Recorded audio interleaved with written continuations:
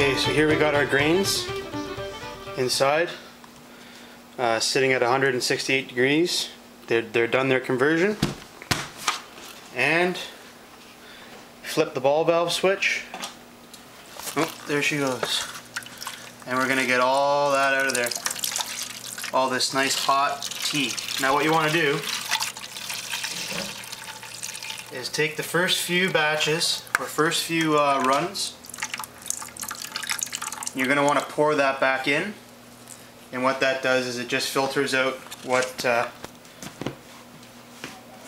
pieces of grain. This will be very grainy, but you can really see that's what the color of the beer is going to be like. You can see that a lot of the chocolate malt added to that. So we'll do that about 3 times. We'll let all this wort run out, and then we will sparge the grains. Okay, so we have approximately 3 gallons. We went in with about 4 of what's called the wort. Now this is that hot, sticky, tastes very, very sweet substance. Now what we're going to do is sparge this water, and what I have, or it's essentially rinsing all the grains, whatever leftover sugar there is. We need 5.9 gallons to go into our pot over here, because what's going to happen is when it's boiling over the next hour, you know, the evaporation rate is going to be high, so we want to make sure that there's extra in there. So we're going to sparge this. What I've got is an old protein container with a bunch of holes poked in the top, and the reason for that is you don't want to just pour the water in. We want to rinse the grains.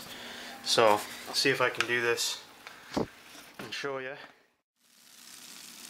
We're just gonna shower those grains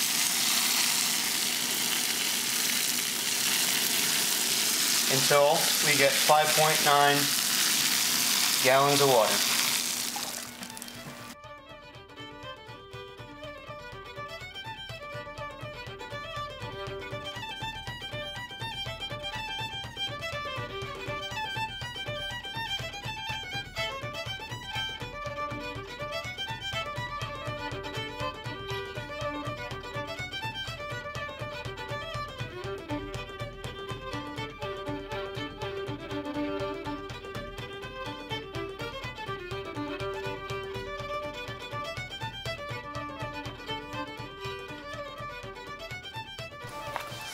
So you're probably wondering what to do with all these spent grains, as they're called. What you're going to do is you can either just throw them out, or you can take these, make them into some dog treats, which is what I'm going to do. Or you can give them to a local farmer for their pigs. Or you could just put it in the composter. And yeah, but make sure that if you do put it in the compost that you mix it up, or else it'll get really hot in there and you can actually start a fire. So now, with 15 minutes left in the boil, what we're going to do is we're going to add this super moss. It's an Irish moss, and essentially what this does is it makes sure that all the, I guess, grime in the bottom of your fermenter right there is going to stay together so it doesn't float all over the place. It's a really good thing to have. You don't need it, but also just helps with the clarity of your beer, especially since it is unfiltered. At least mine's unfiltered.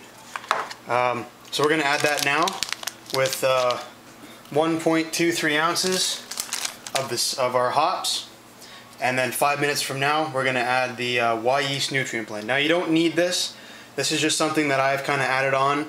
It just helps, I guess, with the activation of your yeast. So I'm going to go throw those in. And the last 1.23 ounces for the last minute of the boil, and this will give us the aromatic flavors and aroma in the beer. This next stage here is very, very crucial. Now we need to get this beer down to exactly 62 degrees Fahrenheit to pitch the yeast. That's when you're going to take your yeast, you're going to put it in with your wort solution here, and that's going to ferment into your beer. So now we have our final product. We need to get this down. What I've created here is a setup that comes to my hose, so it runs cold water all the way through and chills it down, comes back out.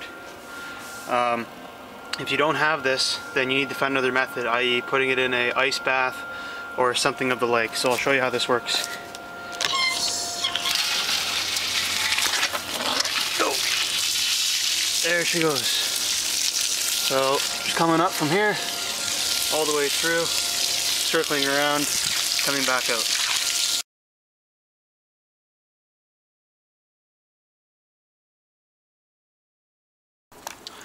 So, just siphoning my cooled 62 degrees Fahrenheit wort, final product, into the car buoy.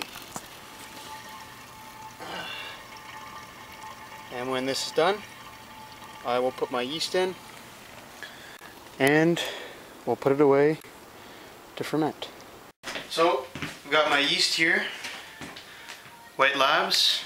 We're going to give that a quick shake.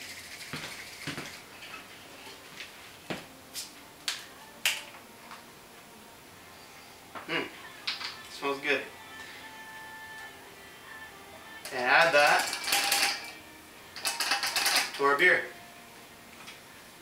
Now what we need to do is aerate this. So what some people just like to do is get on their knees and mix in that yeast with the whole solution. And what that's going to do is get this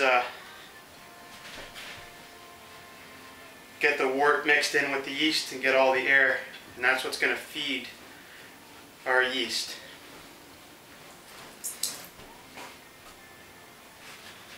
Then we'll take our sanitized no rinse cleaner and fill up our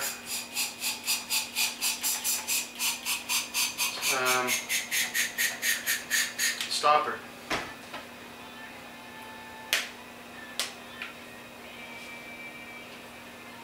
And there we go.